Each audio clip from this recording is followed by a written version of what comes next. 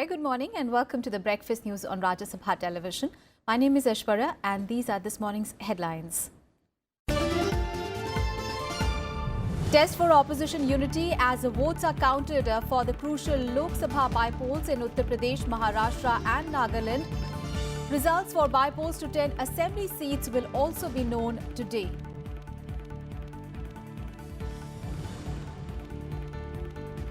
Prime Minister Modi leaves for Malaysia after wrapping up Indonesia visit to meet a newly elected Prime Minister Mahathir Mohamad before heading to Singapore.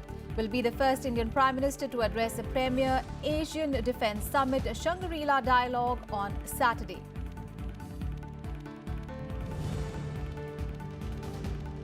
Last day of formal bidding for Air India, government hopeful of a good response. No extension of a deadline for process as government looks to complete disinvestment by the year end.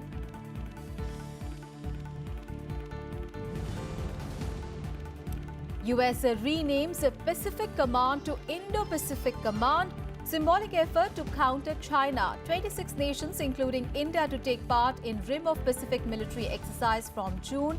China excluded from the largest international maritime exercise.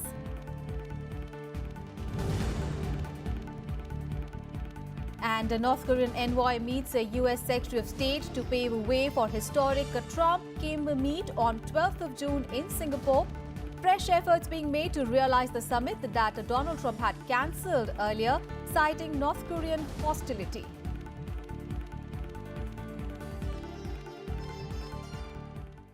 Our top story this morning, the counting of votes for by-elections to 4 Lok Sabha seats and 10 assembly constituencies has begun. The Lok Sabha seats which went for polls were Palghar and Bhandara Gondia in Maharashtra, Kairana Lok Sabha constituency in Uttar Pradesh and Nagaland parliamentary constituency. The big fight is the Kairana Lok Sabha seat where a joint opposition is taking on the ruling BJP. The seat fell vacant after the death of BJP MP Hukum Singh. The votes are also being counted for 10 assembly seats across 9 states, including 2 assembly seats in Jharkhand and 1 seat each in Bihar, Kerala, Maharashtra, Meghalaya, Punjab, Uttarakhand, Uttar Pradesh and West Bengal. The by-polls for all these seats were held on 28th of May. Well, elections were necessitated in Kairana after the seat fell vacant in the month of February following the death of BJP leader Hukum Singh. The BJP has fielded Mriganka Singh, daughter of Hukum Singh, from this seat against RLD's Tabassum Hassan, who is supported by the other opposition parties. Similarly, in Maharashtra, Palghar is a reserved seat which was previously held by the BJP. The seat fell vacant after the sitting BJP MP Chintaman Vanga died in January. In Bhandara Gondia of Maharashtra, the by-election was necessitated when BJP's sitting MP Nana Patole quit the party to join the Congress party in December last year. Nagaland by-poll was necessitated after the NDPP leader Neiphiu Rio, now the Chief Minister of Nagaland, resigned as a Lok Sabha member in February. The by-polls were also marred with the complaints of EVM malfunctioning and the view of which the Election Commission replaced the faulty machines at certain places, after which re-polling was held on several booths on Wednesday. And now all the updates on Prime Minister Narendra Modi's 3-nation tour.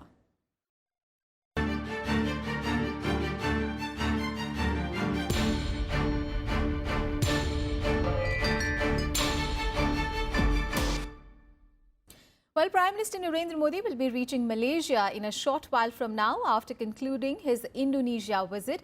And leaving from Jakarta, Prime Minister Narendra Modi tweeted, "I thank President Joko Widodo and the wonderful people of Indonesia for the exceptional hospitality. This visit has added great strength to the bilateral relations between our nations." Well, during his brief stopover in Malaysia, Prime Minister Modi will congratulate the newly elected Malaysian Prime Minister Mahathir Mohamad.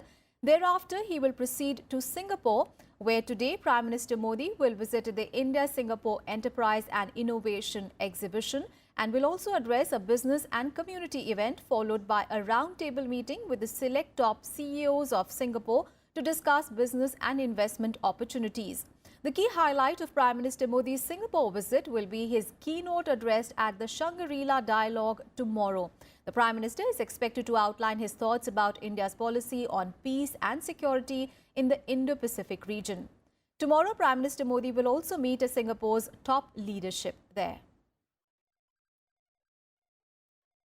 And on Wednesday, India and Indonesia signed 15 agreements, including one on defence cooperation. Prime Minister Modi and Indonesian President Joko Widodo also agreed to upgrade the ties to strengthen strategic partnership. Take a look at this report.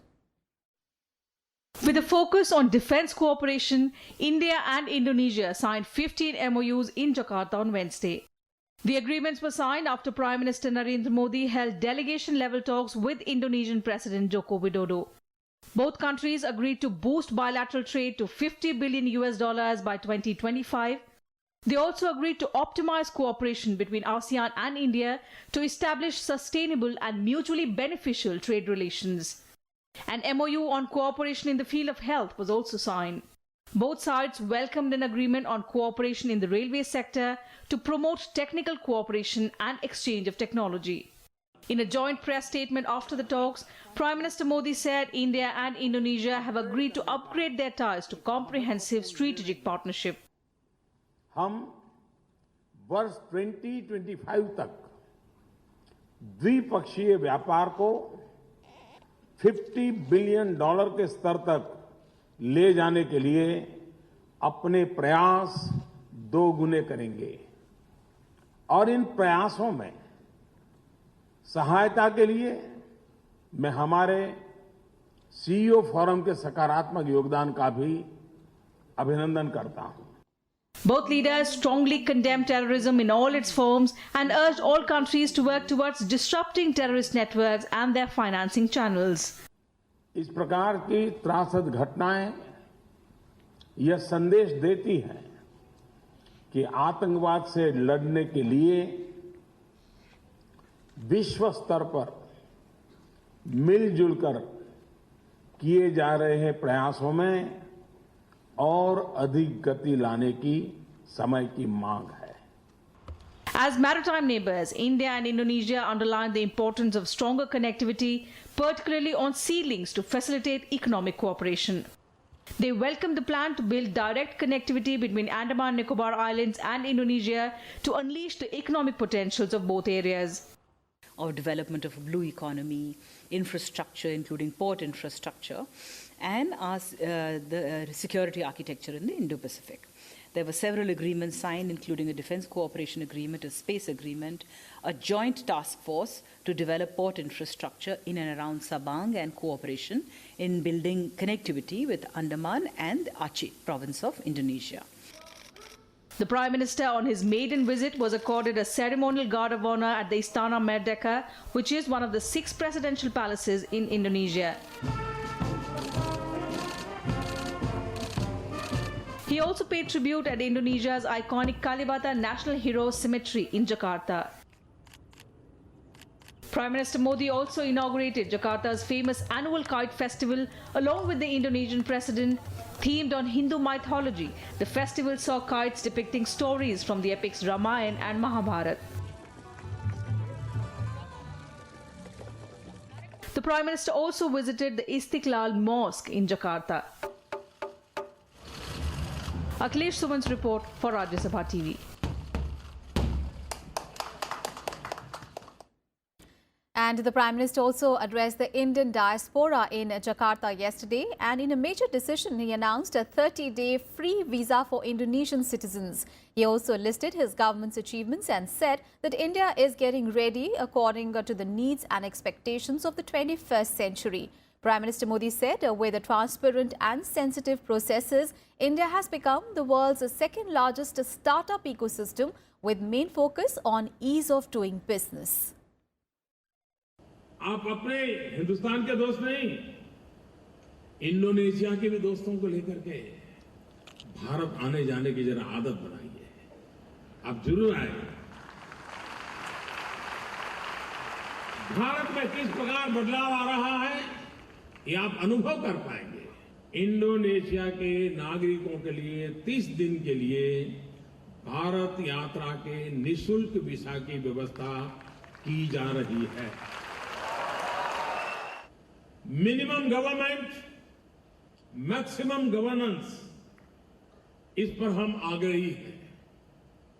हम citizen first के मंत्र को लेकर के आगे बढ़ रहे हैं।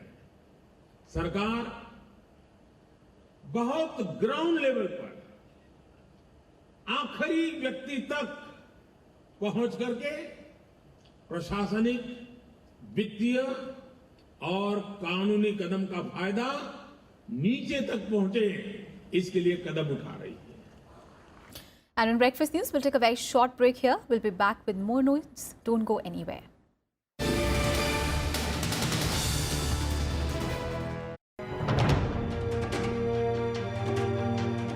We should all ensure that we do not use low-grade polythene and low-grade plastics and try to curb the negative impact of plastic pollution on our environment, on our wildlife and our health.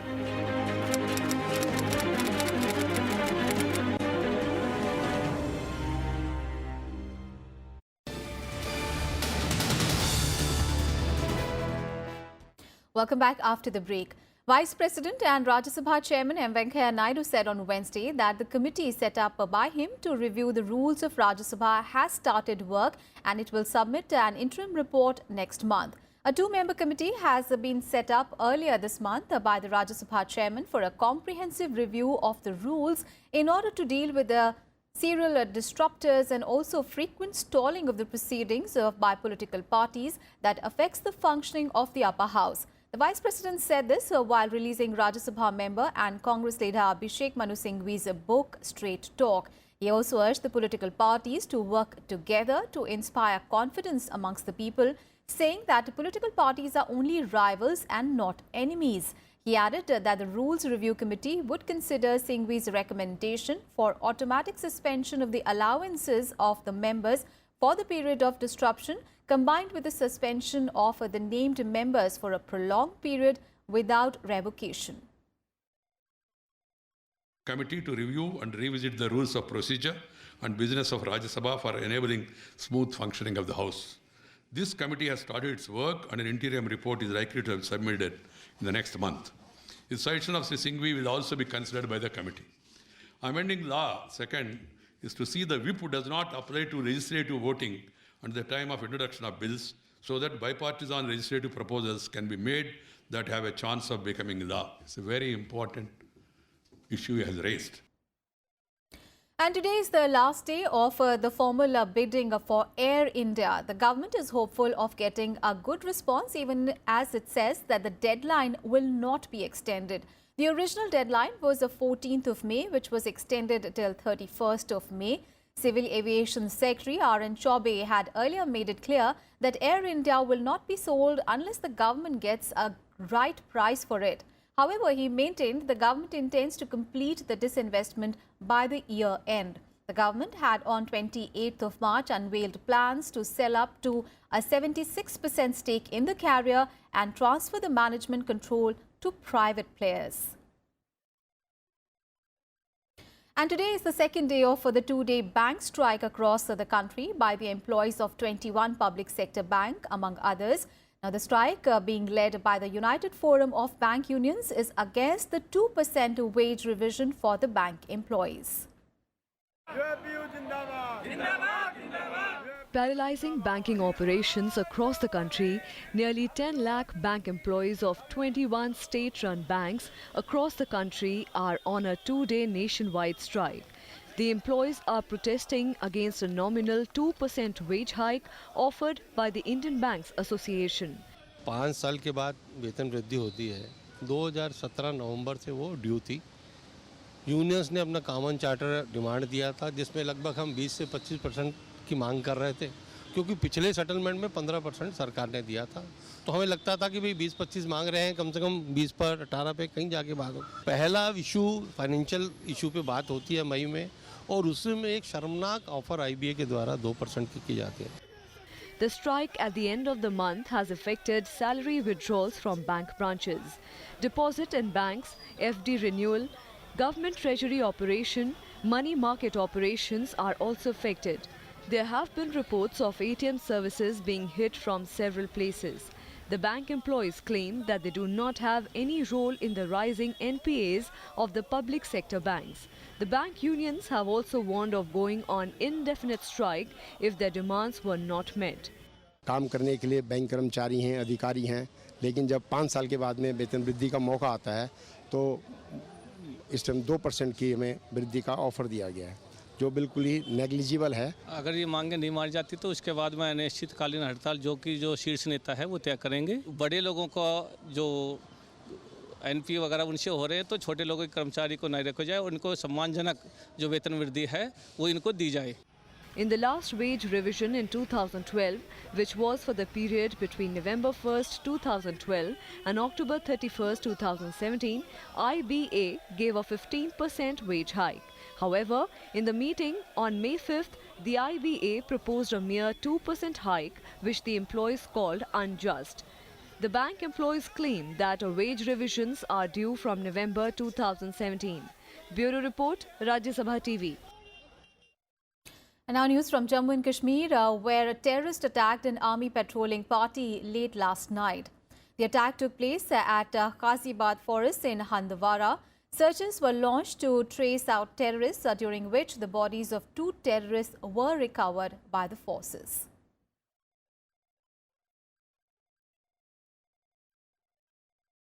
And on to international news now. The U.S. military on Wednesday renamed its Pacific Command as the U.S. Indo-Pacific Command in a largely symbolic move, underlining the growing importance of India to the Pentagon. The renaming signifies India's increasing military relevance for the United States. The name is largely symbolic, as there will not be any immediate shift in command's boundaries or assets. It is in recognition of the increasing connectivity between Indian and the Pacific Oceans that the U.S. Pacific Command has been renamed, according to the U.S. Defense Secretary Jim Mattis. The name change is also part of Washington's efforts to counter China's growing influence across the Indo-Pacific region. The U.S. National Defense Strategy has already made it clear that America will increasingly focus on Asia to counter China's growing military might.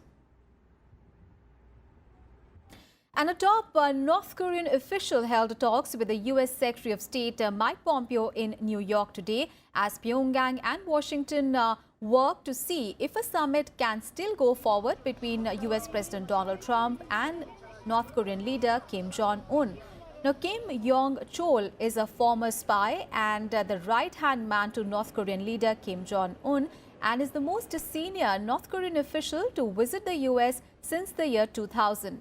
Pompeo and Chol discussed preparation for the on-again, off-again summit between their leaders and will have a dinner later in the day today. Donald Trump previously had cancelled the 12th of June summit, but both sides have since made fresh efforts to hold it as planned. Scheduled to happen in Singapore, the historic meeting would be the first between sitting US and North Korean leaders. Meanwhile, ahead of the expected summit between Donald Trump and Kim Jong-un, the US President will also meet Japanese Prime Minister Shinzo Abe. The White House said that they will discuss their shared goal of complete and permanent dismantlement of North Korea's nuclear, chemical and biological weapons and ballistic missile programs. Since the president's May 24th letter to North Korean leader Kim Jong-un, the North Koreans have been engaging with the United States. The United States continues to actively prepare for President Trump's expected summit with leader Kim in Singapore. President Trump will meet with Prime Minister Shinzo Abe of Japan on June the 7th at the White House. And on to our special report. Fight against corruption has been the main focus of the NDA government. And in the last 4 years, the government has taken measures aimed at combating the menace of corruption. And one of the most talked about move was the policy of demonetization. Strongly criticized by the opposition, the policy has often been described as a major macroeconomic reform in recent times. Here is a report.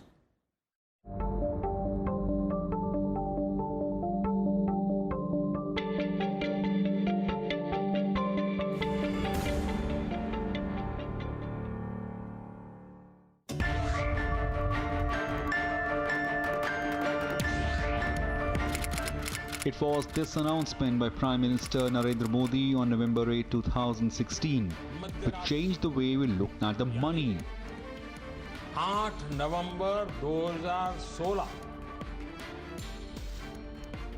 की रात्रि को 12 बजे से वर्तमान में जारी 500 रुपए और 1000 रुपए के करेंसी नोट लीगल टेंडर नहीं रहेंगे।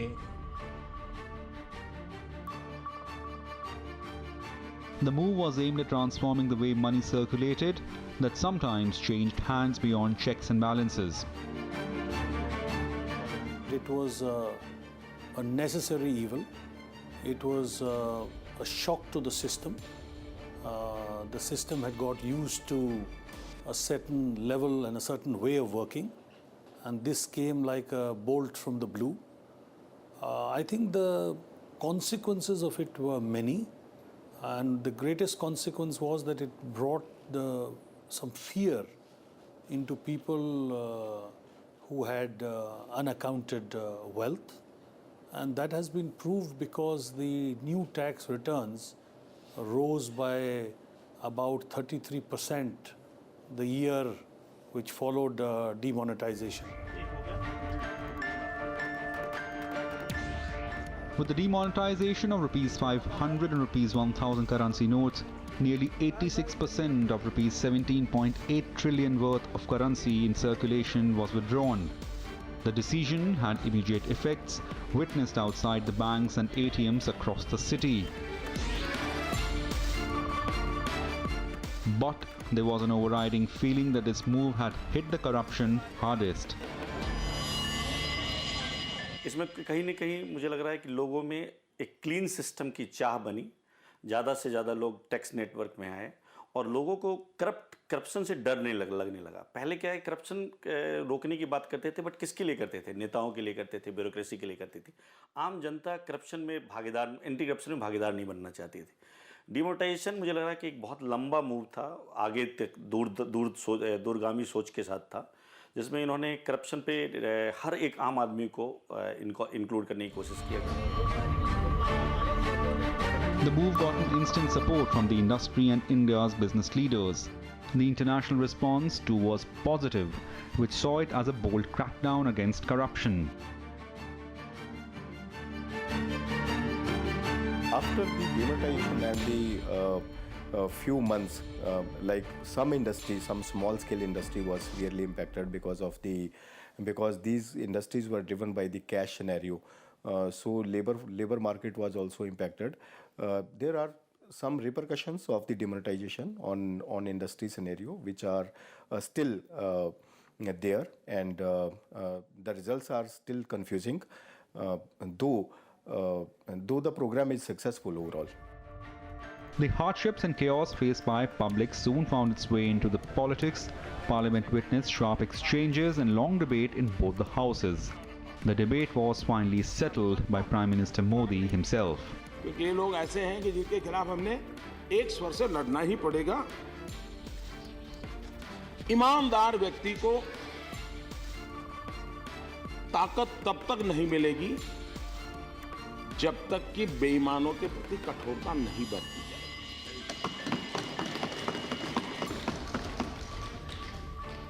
और इसलिए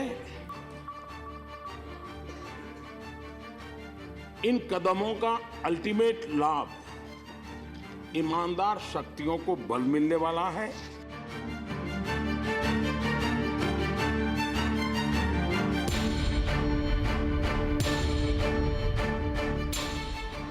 The move was aimed at combating corruption. It was aimed at fighting the circulation of fake Indian currency.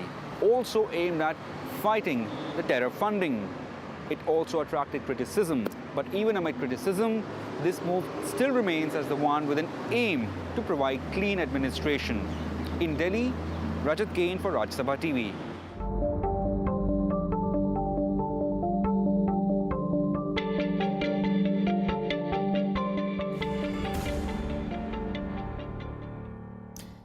And now all the action from the French Open. The Indian pair of Yuki Bhamri and Divid Sharan has entered the second round of the men's doubles. The pair overcame the Indo-French combination of Rajya and Fabrice Martin in 3 sets, 6-3, 5-7, 6-4. And in the men's singles, men's former champion Novak Djokovic reached the third round, beating a Spanish qualifier Jaume Munar in straight sets, 7-6, 6-4, 6-4.